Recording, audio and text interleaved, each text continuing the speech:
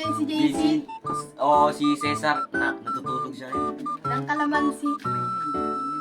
Ipaparak namin siya ngayon. Let's go! Bye-bye!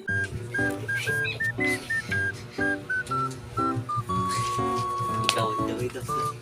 Ikaw.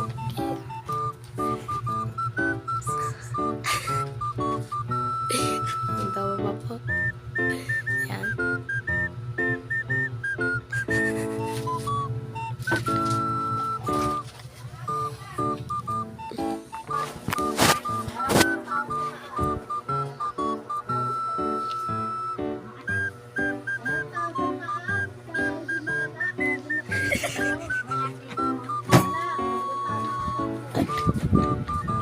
Ang tawa si Kumal.